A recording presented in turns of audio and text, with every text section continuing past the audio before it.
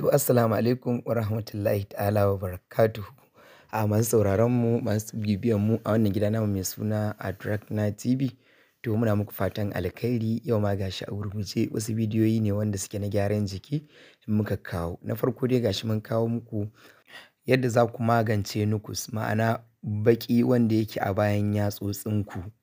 Yadda ake yi ga mai bukata ga yadda ake yi. Na farko dai za ka samu ayaba kamar yadda kake gani.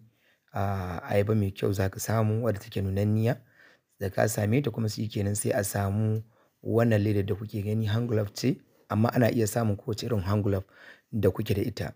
Idan aka samu wannan hand glove sai a ɗauki ƙwaya ɗaya a ciki. Idan hannuwan biyu za ka yi kaga kenan sai ka ɗauki ƙwaya biyu. Idan mutum hannuwa biyu zai sai ya ɗauki ƙwaya biyu. In kuma hannuwa ɗaya za ka yi, hannu ɗaya za ka yi sai ka ɗauki ƙwaya ɗaya sai ka ɓare wannan ayaba. Idan ka ɓare wannan abu ya kasance kana gutsura ta, kana ɗan sa ta a ciki a hankali a hankali, ka aƙalla dai ka saka ƙwaya guda. Duk girmanta duk ƙanƙantar ta inda so samu ne ka saka guda ɗaya. Idan aka saka ƙwaya ɗaya sai ka kasance ka mummurtsuka ta, an mummurtsuka ta bi duk wasu hanyoyin da yatsa ɗin za ta shiga. Bayan an riga an gama to direct za a saka hannu a ciki kamar haka. Idan aka bar hannun aka saka hannun a ciki sai a ƙara jujjuya shi ko ina inda bai samu ba sai ya kasance ya riga ya samu. Ana barin shi irin minti 20 zuwa 10 har minti 30 ma in mutum yana da dama yana barin shi. A kullum ana yi sau ɗaya, a sati ana yi sau 4. Insha Allahu wannan baƙin hannu da yarda Allah zai zo ya daidaitu da sauran fatar da take jiki. Duk wani nukus, duk wani baƙi da yake bayan hannu zai zo ya daidaitu cikin hukuncin Allah. Saboda ayaba tana gyara fata sosai kamar yadda muka sani. Sannan kuma akwai wasu bidiyoyi ma da za su zo nan gaba. Za ku ga yadda muke yin gyaran fata da ɓawon ayaba. Da yarda Allah za mu kawo muku su a cikin nan gidan. Da yarda Allah. To wannan haka ake yi. Ana yi ne a sati sau 4 ake yi. In kuma kana da dama ma kullum za ka iya yi ka jera kamar sati 2 kana yi bi iznillahi ta'ala komai zai wuce. To alhamdulillah shi kuma wannan bidiyon da kuke ganin shi, shi kuma na gyaran gashi ne. Na ƙara yawan gashi da tsayin gashi da kuma duhun gashi. Na farko dai za a samu ɓawon albasa kamar yadda ake gani. Ɓawon albasa wannan wanda dai ba a so. Afuwan. Idan aka samu ɓawon albasa wanda ba a so irin wanda iska yake ɗauka. To da an same shi sai ya zamanto an tattara shi, an samu mai kyau na ja albasa, ba dole yayi fara ba, ja albasa ake bukata a nan gurin. Idan aka same shi kuma shi kenan sai a samu frying pan. Ma'ana ɗan kasko wanda za a iya soya ko da a cikin tukunya ne sai a iya gasa shi. To sai a ɗora shi bisa wuta ya zamanto a hankali a hankali ana juya shi.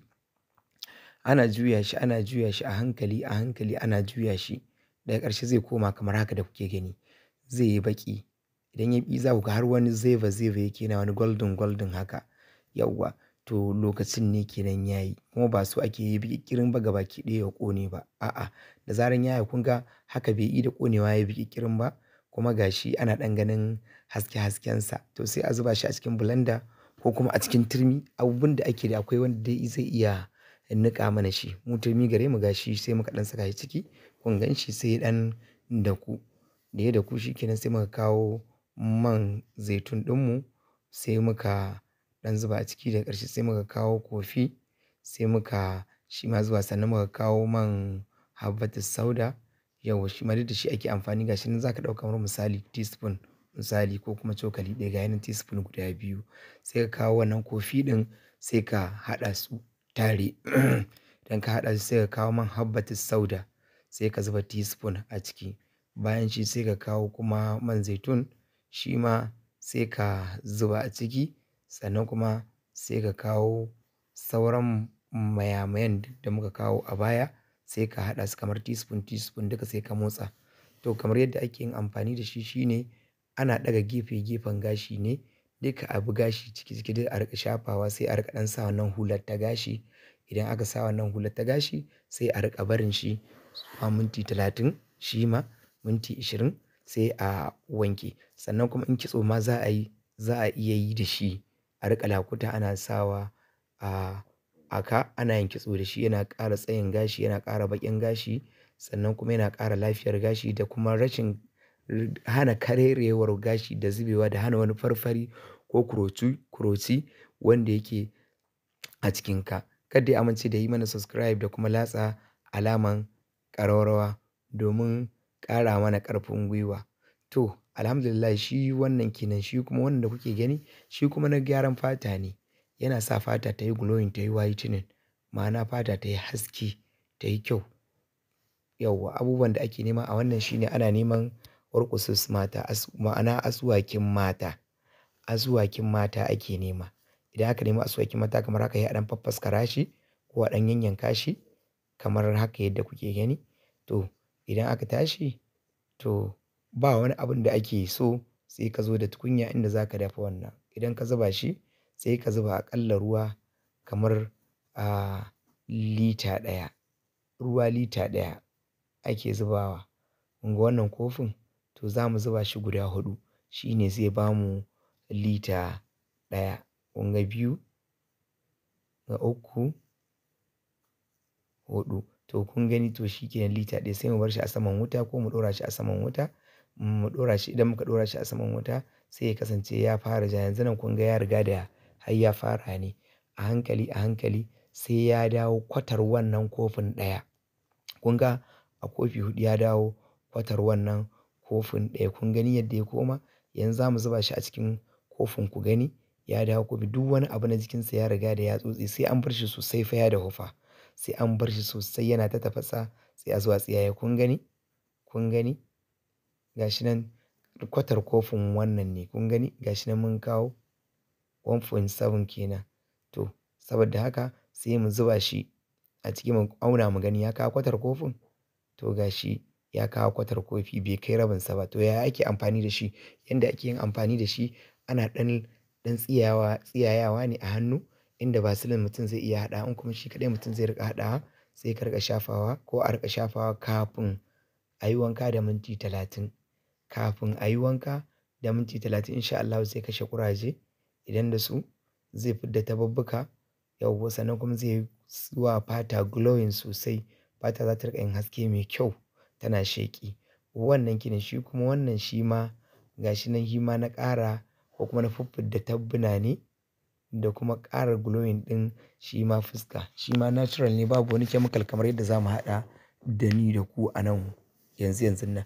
Kar dai a amince da yi mana subscribe da kuma latsa alamar ƙararrawa. Na farko dai shi wannan ƙwai ake nema. Ƙwai ƙwaya ɗaya ake nema. Idan aka samu ƙwai ƙwaya ɗaya irin na kajin turawa ba na kajin gida ba kuma ba na zabbi ba. Kun ga wannan ɗayan na zabbi ne. To ba irin shi ba. Ƙwai kawai muke nema na kajin turawa. Daga nan sai mu ajiye shi gefe sai kuma mu nemo ƙahawa ma'ana kofi. Sai mu ajiye shi gefe shi ma sai mu kawo lemon ma'ana lemun tsami wanda za mu yi wannan aiki da shi. Bayan mun riga da mun kawo lemun tsami yauwa kun mun haɗa su kun gani ga shi gabaki ɗaya waɗannan abubuwan su kaɗai muke nema a wannan ɓangaren sai mu ɗauko wannan ƙwan namu sai mu kasance mun fasa shi. Abin da muke nema a cikin shi kawai farin ƙwan muke nema. Farin ƙwan shi muke buƙata ba ma son wancan yalan ƙwan. Farin muke nema sai mu fasa sai ya kasance mun ɗauki wannan ƙunduwa kun gani sauran shi kaɗai. To daga nan sai mu ɗebo kofi teaspoon sai mu zuba sai mu motsa shi sosai. Sai mu kawo kuma lemun tsami. Idan muka kawo lemun tsami to sai mu ɗan ɗasa ba da yawa za mu zuba ba. Saboda dukansu waɗannan masu kula da fata ne. Ba su bari ta yi ƙuraje kuma suna gyara ta sosan gaske. To yadda ake amfani da shi ana samun irin wannan brush ɗin ne sai a riƙa shafawa kamar haka. Kamar haka za a samu wannan brush ɗin sai a riƙa shafawa a fuska kamar haka yadda kuke gani. Idan aka shafa shi haka a fuska yauwa sai a riƙa barin shi sai ya bushe shi kuma. Sai ya bushe ba mintuna ake ba shi ba sai ya bushe kawai. Idan ya bushe to yauwa daga nan ne kuma sai a ɗauraye. Shi ma ana yi sau huɗu ne a sati. In kuma da dama kullum za a iya yi sau ɗaya har sai an ga result mai kyau ma'ana good result ko kuma natija mai kyau. Kar a mance da yi mana subscribe da kuma latsa alamar ƙararrawa domin ƙara mana ƙarfin gwiwa. Kuma muna fata dai kuna jin daɗin shirye-shiryenmu gabaki ɗaya da muke kawo muku alfarma annabi da Alqur'ani. To alhamdulillah shi kuma wannan na zafin al'ada ne. Lokacin yin al'ada mata wasu suna shan wahala sosai. To shi ne muka ce bari mu kawo muku mu haɗa shi a cikin wannan bidiyoyi shi ma masu albarka. Da farko dai za ka nemo ɓawon abarba. Wannan da kuke gani ɓawon abarba ne aka wanke shi aka gyaggyara shi duk saƙo-saƙo aka fiffidda duk wasu datti. Yauwa daga ƙarshe kuma sai muka kirɓa shi ma. Muka kirɓa shi da turmi dan ya kasance komai na jikinsa ya fita. Wannan kuma da kuke gani habbatu sauda ce, black seed kenan. Habbatu sauda ita ce wannan muka soya 'ya'yanta daga ƙarshe ita ma muka daka ta sai ta yi gari ta bamu kamar haka yadda kuke gani. Daga nan gurin kuma sai muka nemi baƙin soɓo ko kuma soɓo. Da muka nemo soɓo shi ma sai muka ɗan daka shi muka ɗan bige shi sai ya bamu irin haka kamar yadda kuke gani. To alhamdulillah yanzu ne za mu yi haɗin wannan a cikin ka samu 'yar tukunya sai ka zuba wannan ɓawon ayaba kamar cokali 3 sai ka zuba kamar soɓo cokali 2 sannan kuma sai ka kawo habbatu sauda teaspoon sai ka zuba. Sai ka bi da ruwa ko kuma sai ki bi da ruwa tunda mata ne suke al'ada sai ki bi da ruwa bayan kin bi da ruwa sai ya kasance kin ɗora shi bisa wuta sai ya tafarfasa. Sai kin tabbatar da ya tafarfasa sai ki sauke ki riƙa shan kofi ɗaya kullum ta Allah sau ɗaya bi iznillahi especially lokacin yin wannan al'ada za a samu sauƙi da yardar Allah. To shi kuma wannan da kuke gani na mata ne wanda suke zubar da jini haka nan ba gaira ba saba. To abin da ake yi a nan ɓangaren shi ne za ki nemo ganyen sabara. Idan kika nemo ganyen sabara dai irin wannan dai tamu a ko'ina ana samun ta a arewacin Najeriya da Nijar. Idan kika sami sabara irin wannan sai a bar ta sai ta bushe kuma bushewa irin ta ɗaki amma ba a shanya ta a rana sai ki daka ta kamar haka za ki ga ta yi kyau. Kin daka ta kamar haka ba ta yin green sosai ita haka nan take. To sai ki nemi kofinki kamar irin wannan sai ki ɗauko cokali guda na wannan sabara babban cokali ne sai ki kawo madara yauwa. Idan kika samu madara sai ki riƙa zubawa a kullum ta Allah kina shan kofi ɗaya kamar wannan cokali ɗaya kullum ta Allah sau ɗaya. Kullum ta Allah sau ɗaya bi iznillahi ta'ala wannan jinin zai tsaya da yardar Allah kuma za ki samu sauƙi alfarma annabi da alƙur'ani. Muna buƙatar dai ku yi mana subscribe kuma ku danna mana alamar ƙararrawa don ƙara mana ƙarfin gwiwa. Muna godiya. Sai bidiyo na gaba shine maganin shawara. Ana samun daga cikinmu mutane da yawa za ka ga wasu suna da shawara wasu ma ba su san suna da ita ba. To yadda ake magance ta shine wannan abin da kuke gani rawaya ce. Ita ce aka nemo ta sai a bar ta bushe sai a daka ta kamar haka. Idan aka daka ta sai a samu ƙwai guda 2. Ƙwai guda 2 ake nema. Yau idan aka samu ƙwai guda 2 anan ba a tantance ba kowane irin ƙwai sai kuma a samu man zaitun. Wannan man zaitun ne da kuke kallo. Yauwa sai kuma a fasa wannan ƙwayan guda 2 idan aka fasa su aka tabbatar masu kyau ne shikenan sai a samu teaspoon sai a ɗebo wannan gari na rawaya. Yauwa kun gani sai a ɗebo wannan gari na rawaya sai ya kasance an samu makaɗi an kaɗa su sosai sun riga sun haɗe jikinsu daga gabaki ɗaya. Bayan nan gurin yauwa sai ya kasance an zo da man zaitun an zo da frying kamar yadda ake soya ƙwai. Daga in aka dama za a ɗan iya sa ɗan gishiri kaɗan amman fa ɗan kaɗan saboda kun ga ba na daɗi ba ne na magani ne kar a ce yayi an sa su albasa su ne. A'a magani ne. To ana yin haka shi ma kullum ta Allah sau ɗaya ake yi da safe ya kasance an fara karyawa da shi kafin komai bi iznillahi ta'ala duk wata shawara da take jikin ɗan adam ko kuma take jikinka insha Allah za a samu sauƙi. Wannan maza ne da mata da ƙananan yara duka gabaki ɗaya ana musu.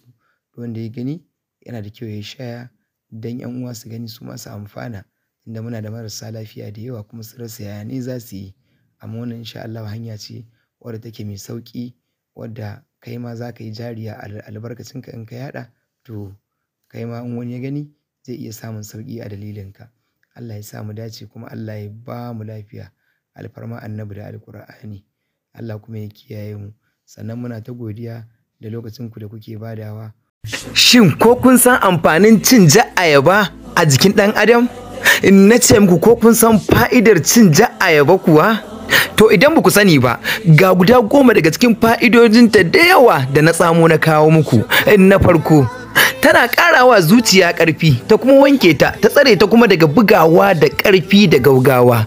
Na biyu tana ba da kariya wajen shigar cutar kansa a cikin jikin ɗan adam. Na uku tana ƙara lafiyar gaɓoɓi da kuma ƙasusuwa na jikin ɗan adam. Na hudu tana magance cutar sikila. Na biyar tana taimakawa wajen barin shan taba kwata-kwata. Na shidda tana ba fatar ɗan adam kariya daga bacteria, ma'ana cututtuka da suke shiga. Na 7, ɓangaren mu'amala ta auratayya, tana ƙara miƙar da gaban ɗa namiji. Na 8, tana ƙara ƙarfin sha'awa tsakanin mace da namiji. Na 9, tana taimakawa wajen kai jini da dawo da shi a jikin zakarin ɗa namiji. Na 10 kuma na ƙarshe, idan ka ci ja ayaba ƙwaya guda, tamkar ka ci yalan ayaba ne guda 3. Saboda haka ku nemi ayaba duk inda take ja ku ci, amma ta hanya da ta dace. Mun gode, Allah ya ƙara lafiya, Allah ya datar da mu. Don samun irin waɗannan abubuwan kala-kala da kuma haɗa magunguna da cikin sauƙi, za ku iya ziyartar mu a cikin YouTube channel namu mai suna Adrakna TV. Allah ya sa mu dace. Muna godiya.